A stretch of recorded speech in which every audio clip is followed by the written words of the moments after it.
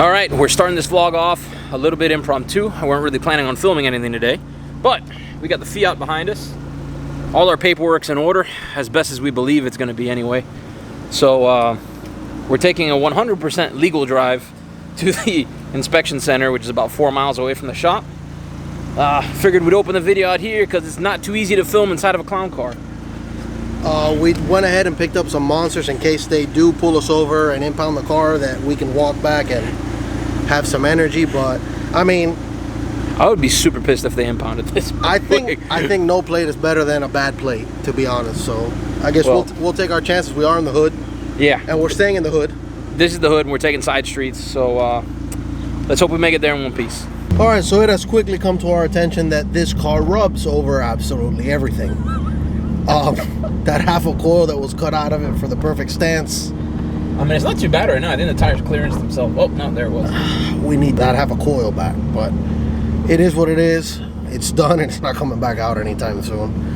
We are shoulder to shoulder in here. And, oh God. Yeah, it's rubbing pretty bad. Good thing is we're not gonna rip the front bumper off because it's not that low in the front. It's got a ton of clearance in the front. It's very short too. But we are on the way to get the vehicle inspected. We'll see. We're about halfway there. We haven't run into any issues yet, so hopefully we'll make it the rest of the way without any incidents. All right, guys. So when we set out on this journey to get the rebuild inspected and all that, there was a lot of gray area, and we can certainly see why now. Yeah.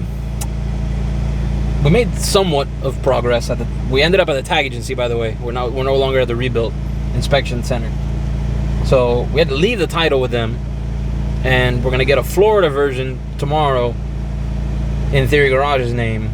So now we have to drive back to the warehouse, which we're probably like 7 miles away from the warehouse now? Probably like 10 miles. Well, almost like 10 miles, all right? And now we don't even have a title. No title. So got a bill of sale that was printed off a computer. I think it's a copy too. I don't think it's original. It's handwritten. Nice. So we haven't lost any parts on the car. It's rubbing its little butt off. It does not like going in like heavy inclines. This car would have done horrible in Dallas. Dallas? It wouldn't have survived Dallas. Yeah, it would have bent the wheels that way. Yeah, well, that's a dead end, but that's fine. We like driving in circles in a loud little car with no tag or title. But anyways, that's just a little midway check-in. We'll let you guys know when and if we make it back. All right, guys, it's been about 10 days since the last time we checked in with the Fiat and its whole title scenario. Now, it's my first time doing a rebuilt title. It's really not that difficult like I thought it was, now that I have it figured out. So basically, I went through a company near my shop.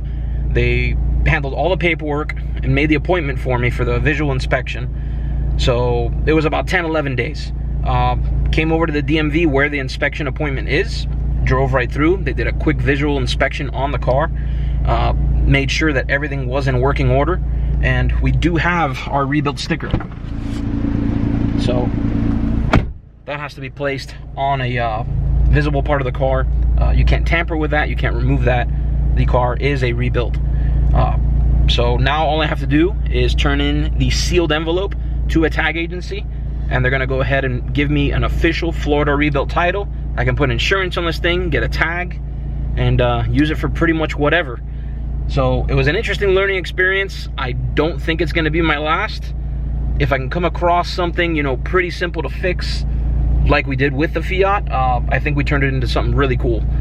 So I'm gonna check in with you guys after I hit up the tag agency and get a plate on this thing. All right, guys, so yet again, here we are a couple days later.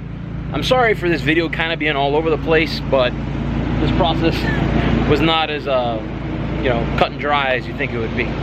So it did take a little bit for me to find an insurance company to insure this under Theory Garage and a rebuild title.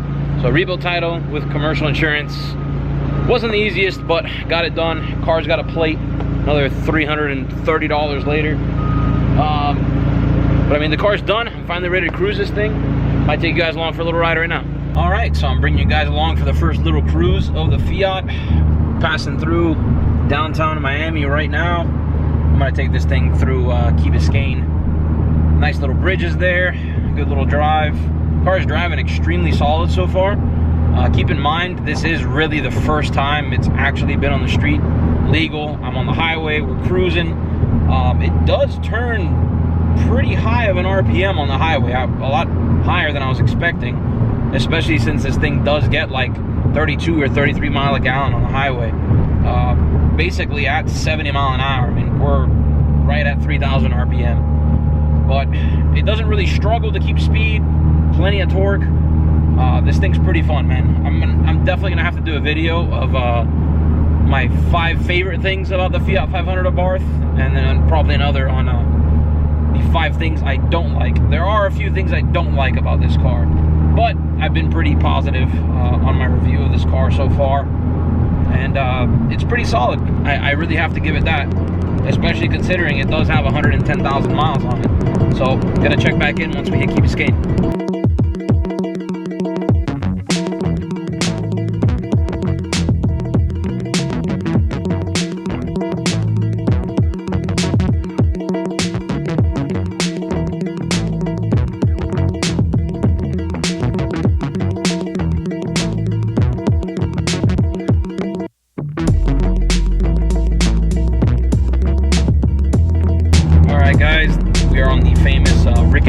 Leading on to Key Biscayne, downtown Miami behind me right there.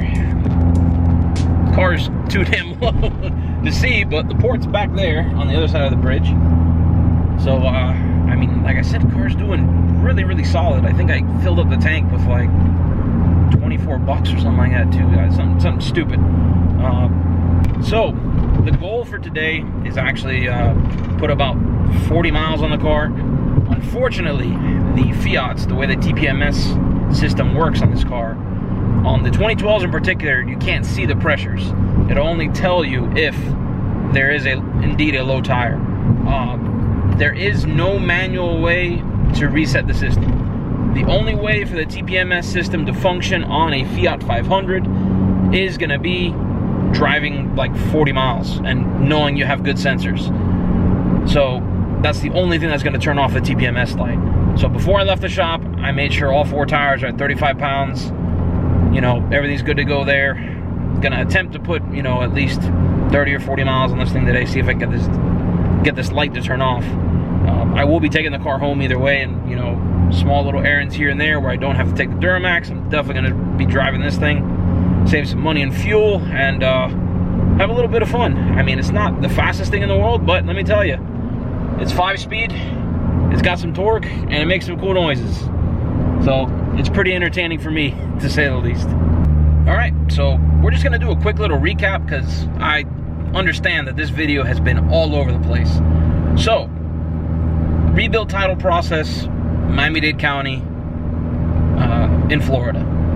So, you need to have, obviously, your car that you purchased at auction. Whether you have your dealer's license, or you're an individual, or you're registered under a company like I did, you know, the rebuild title process is pretty similar for all of them. So essentially, depending on the extent of the damage on the car. Now, fortunately for us, the Fiat really didn't have much damage, and it also came with the original bumpers. So basically, within the state of Florida, all right, anybody can repair a rebuild title vehicle. You do not need to be a licensed mechanic or anything like that. What they do want you to do is, if you've replaced any major components, so bumpers, hoods, quarter panels, anything of that nature, they need to see the original purchase receipt. And here's the kicker: you cannot buy anything off of eBay, Amazon, or any third-party sellers like that. You need to buy it from like Keystone, LKQ, one of the major you know, distributors of that stuff, or original from the dealership.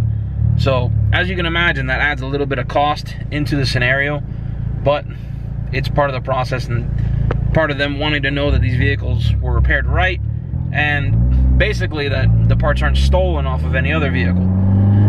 Other than that, it's just a simple form you fill out with the part numbers and receipts for the major components that you replaced. Like I said, I didn't have to replace any major components. The most major component I had to replace was a tail light, and they don't consider that on the list of major components, fortunately.